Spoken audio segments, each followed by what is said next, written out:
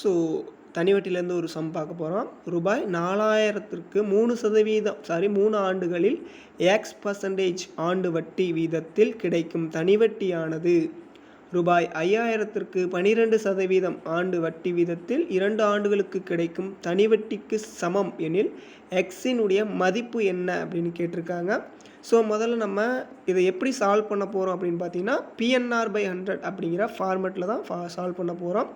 So முதல்ல கொடுத்துருக்கிறது எழுதிக்கலாம். பி அசல் என்ன 4000 இன்ட்டு எத்தனை ஆண்டுகள் 3 ஆண்டுகள், அப்போ 3 இன்ட்டு எத்தனை பர்சன்டேஜ் X%, அப்போ X/100 சரிங்களா. அடுத்து இங்கே என்ன கொடுத்துருக்காங்க, ரூபாய் 5000க்கு 12% ஆண்டு வட்டி வீதத்தில் 2 ஆண்டுகளுக்கு கிடைக்கும் தனி வட்டிக்கு சமம் தான் இந்த எக்ஸ் அப்படின்னு சொல்லியிருக்காங்க. ஸோ அதனால் இங்கே ஈக்குவல் டு போட்டுக்கிறோம். அதாவது இதோடைய வட்டியும் இங்கே இருக்கக்கூடிய வட்டியும் சமம் அப்படின்னு சொல்லியிருக்காங்க. அதனால தான் இங்கே ஈக்குவல் டு போடுறோம் சரிங்களா. அப்போ 5000 இன்ட்டு 2 இயர்ஸ் இன்ட்டு 12% 12/100.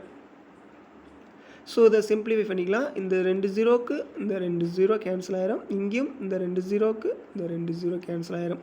அடுத்து நம்ம என்ன பண்ண போகிறோம் அப்படின்னு பார்த்தீங்கன்னா இந்த எக்ஸு தான் கேட்குறாங்க. ஸோ அப்போ எக்ஸை மட்டும் இங்கே வச்சுக்கிட்டு இந்த சைடு இருக்கிறதுலாம் இந்த சைடு கொண்டு போக போகிறோம். ஸோ மேலே இங்கே என்னென்ன இருக்குது அப்படின்னு பார்த்தீங்கன்னா மீதம் 50 இன்ட்டு 2 இன்ட்டு 12 இங்கே மீது என்ன இருக்குது பார்த்தீங்கன்னா 40 இன்ட்டு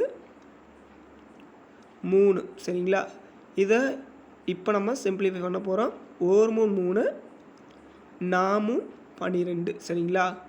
ஸோ இந்த 4 இந்த 40 அடிக்கலாம். அது 5×40 அது 1×4 முடிஞ்சு போயிடும். ஸோ இந்த ஒரு 0க்கு இந்த ஒரு 0 அடிச்சிடலாம் சரிங்களா. அடுத்து மிச்சம் எப்படி என்ன இருக்குதுன்னு பார்த்தீங்கன்னா எக்ஸ் ஈக்குவல் டு இந்த 5ம் இந்த 2 மட்டும்தான் இருக்குது. இந்த 5ம் இந்த 2 மட்டும்தான் இருக்குது. அப்போ 5 இன்ட்டு 2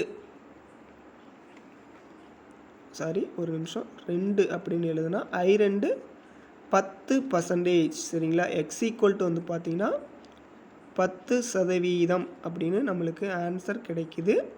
ஸோ நான் சொன்ன விஷயம் உங்களுக்கு புரிஞ்சுச்சா என்னன்னு எனக்கு தெரியல. எனக்கு எப்படி நடத்தணும் அப்படிங்கிறதும் கொஞ்சம் இப்போ தான் லேர்ன் பண்ணிகிட்ருக்கேன். ஸோ இந்த வீடியோ பற்றினா உங்களோட கருத்துக்களை கீழே கமெண்ட் பண்ணுங்கள். தேங்க்யூ ஃபார் வாட்சிங்.